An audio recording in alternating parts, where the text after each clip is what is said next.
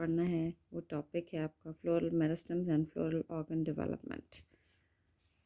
ठीक है, अब ये जो है बेटा ज़रा मैं आपको इसकी पिक्चर्स भी सेंड कर दूँगी।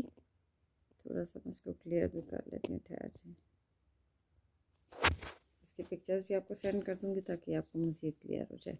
फ्लोरल मेरिस्टम्स जो हैं एक्चुअली इसमें आपने ये पढ़ना है कि कैसे फ्लोरल मेरिस्टम्स जो हैं वेजिटेटिव मेरिस्टम से बनती हैं और डिफरेंट फ्लोरल ऑर्गन्स को गिव राइज करती हैं। फ्लोरल मेरिस्टम्स जो हैं एक्चुअली डिस्टिंग्विश हो सकती हैं, they can be distinguish from vegetative meristems even in early stages of reproductive development by their larger size. Floral meristems को आप रिप्रोडक्टिव मेरिस्टम से डिफ्रेंशिएट कर सकते हैं अर्ली स्टेजेस ऑफ डेवलपमेंट में लार्ज साइज़ की वजह से। And the transition from vegetative to reproductive development is marked by increase in the size, ठीक है, due to the increase in number of cell divisions.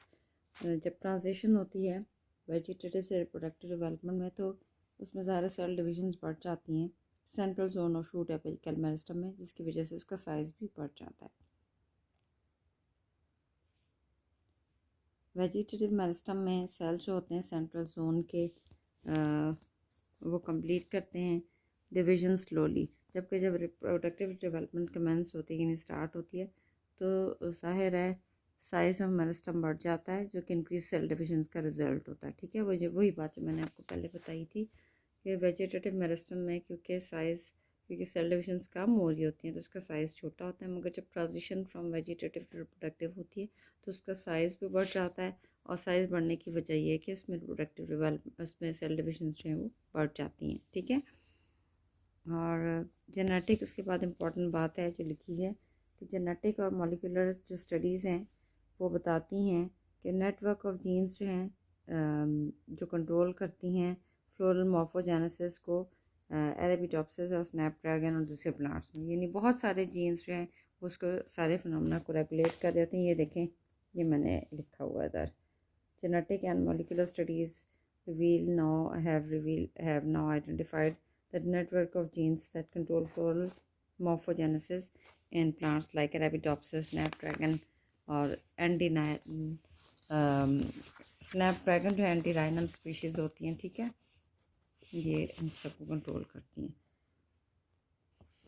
उसके बाद आ जाता है बेटा basic morphological changes that occur during the transition from vegetative to reproductive one. क्या morphological changes होती हैं वेजिटेटिव से रिप्रोडक्टिव जब ट्रांजिशन होती है? इसको पहले मैं थोड़ा सा रीड कर देती हूँ और फिर उसके बाद इसको आपको समझा भी देती हूँ।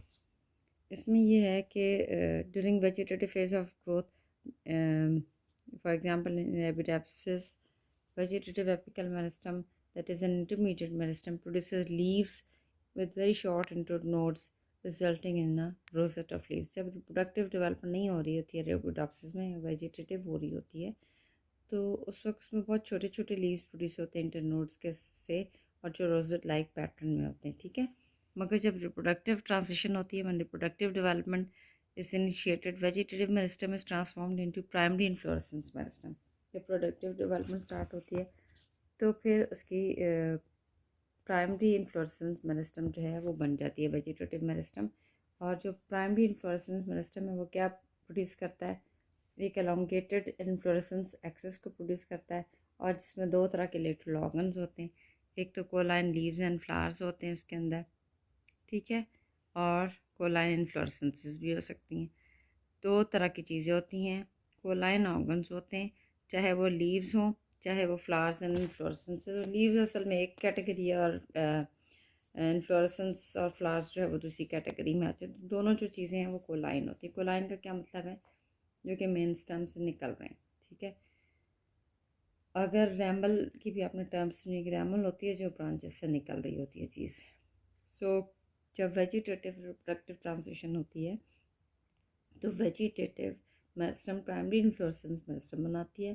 प्राइमरी इन्फ्लोरेसेंस मेरिस्टम क्या करती है? लॉन्ग एक्सेस बनाती है, लॉन्गेटेड इन्फ्लोरेसेंस एक्सेस बनाती है, जिसमें दो तरह के कोलाइन ऑर्गन्स होते हैं, या तो कोलाइन लीव्स होते हैं या कोलाइन फ्लावर एंड इन्फ्लोरेसेंसेस होती हैं। ठीक है, कोलाइन लीव्स होते हैं या कोलाइन फ्लावर्स होते हैं। ठीक है, लीव्स तो ज़ाहिर है इसी तरह की फॉर्म में, तो फ्लावर जब पूरी इन्फ्लोरेसेंस की फॉर्म में हो जाती है।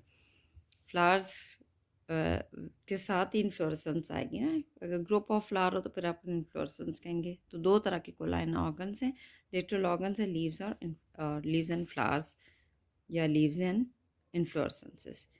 उसके बाद जो कोलाइन लीव्स हैं उनके ऑक्सिलरी बर्ड्स, यानी उनके एक्सेल से जो बर्ड निकल रहा होता है वो सेकेंडरी इन्फ्लोरेसेंस मेरिस्टम को गिव राइज करता है, और उसने वही वाला पैटर्न रिपीट करना है जो प्राइमरी इन्फ्लोरेसेंस मेरिस्टम ने करना है। इसका क्या मतलब है कि यानी जैसे आपने देखा था प्राइमरी इन्फ्लोरेसेंस मेरिस्टम में क्या था, लॉन्ग इन्फ्लोरेसेंस एक्सेस था, उसमें कोलाइन लीव्स एंड फ्लावर्स थे। अब ये सेकेंडरी इन्फ्लोरेसेंस मेरिस्टम है, इसने भी इसी तरह कोलाइन लीव्स एंड फ्लावर्स को गिव राइज करना है। तो सब ब्रांचिंग दर ब्रांचिंग होती चली जाती है।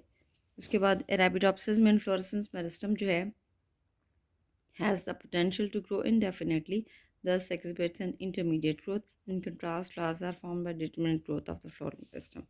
जो इन्फ्लोरेसेंस मेरिस्टम है अरेबिडोप्सिस में वो इनडिटर्मिनेट ग्रोथ शो करती है। इनडिटर्मिनेट ग्रोथ का मतलब है कि it keeps on growing and growing and growing, बड़ी होती जाती है। मगर जो फ्लावर्स हैं, जो फ्लावर्स की मेरिस्टम है, इंडिविजुअल फ्लावर्स की मेरिस्टम है, वो डिटर्मिनेट ग्रोथ शो करती है, यानी फ्लावर का एक साइज़ एक हद तक होगा, एक हद तक ग्रोथ होगी, उससे ज़्यादा नहीं। मगर फ्लावर्स बेहिसाब प्रोड्यूस होते चले जाएंगे। ये इन्फ्लोरेसेंस मेरिस्टम जो है वो इनडिटर्मिनेट ग्रोथ को शो करती है। ठीक है, इसका ये मतलब है। उसके बाद initiation of 4 different type of floral organs in separate worlds. Floral meristems जो हैं वो ज़ाहिर है इनिशिएट करते हैं 4 different type of floral organs को, जिनमें आपके सेपल्स, पेटल्स, कैलक्स और corolla. Sepals, petals, stamen and carpels हैं, जिन्हें आप सेपल्स के वर्ल्स को आप एंड्रोशियम कैलक्स कहते हैं, पेटल्स के वर्ल को करोला कहते हैं, और इसी तरह स्टेमन्स के वर्ल को आप एंड्रोशियम कहते हैं, और कार्पल्स के वर्ल को आप गाइनोशियम कहते हैं। These sets of organs are initiated in concentric rings called whorls। ये जो मैंने आपको कहा कि ये ऑर्गन जो हैं concentric rings की फॉर्म में प्रोड्यूस होते हैं, सर्कुलर रिंग्स की फॉर्म में प्रोड्यूस होते हैं, इसलिए इनको आप वर्ल्स भी कहते हैं।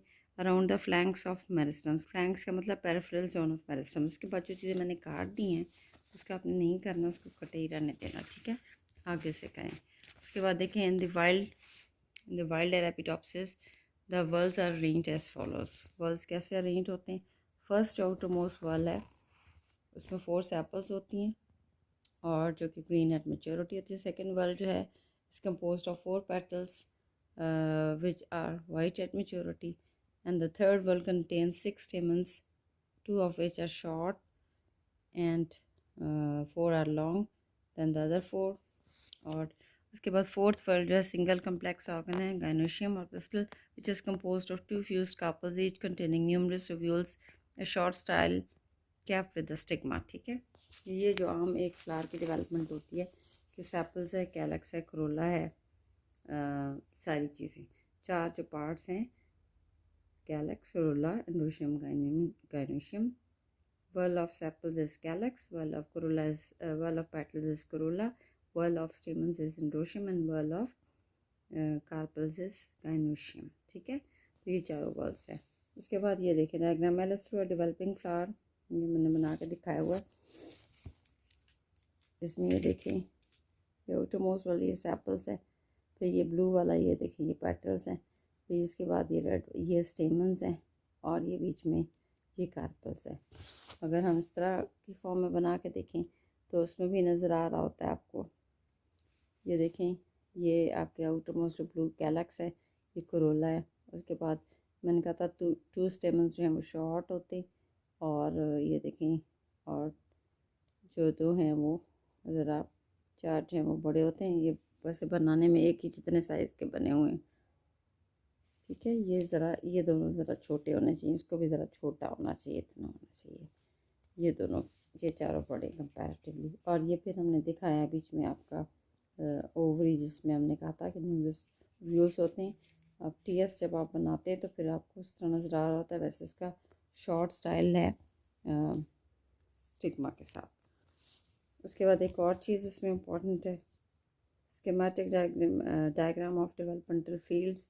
इसमें 3 डेवलपमेंटल फील्ड्स हैं। देखिए फील्ड 1 है, ये फील्ड 2 है, ये फील्ड 3 है। अब फील्ड 1 में यानी 2 पेरिफेरल जोन्स आ रहे होते हैं, एक आपके कैलक्स का और एक कोरोला का, वॉल 1 वॉल 2। जो फील्ड 2 है ये देखें, ये पेटल से लेके यहाँ तक स्टेमन तक आ रहा है, जो इसमें पेटल वाला है और ये स्टेमन वाला है। ये देखें ये 2 पेटल वाला है और ये 3 आपका स्टेमन वाला है, ठीक है। ये फील्ड 2 आपका यहाँ तक आ रहा था ना, ये देखिए फील्ड 2 यहाँ से लेके यहाँ तक, तो ये देखें ये स्टेमन वाला। और फील्ड जो 4 है आपका, फील्ड 3 है आपका, ये फिर आपका स्टेमन से लेके अंदर तक जाता है, तो इसमें स्टेमन और कार्पल दोनों चीज़ें आ जाती हैं। इस स्कीमेटिक डायग्राम और डेवलपमेंटल फील्ड्स का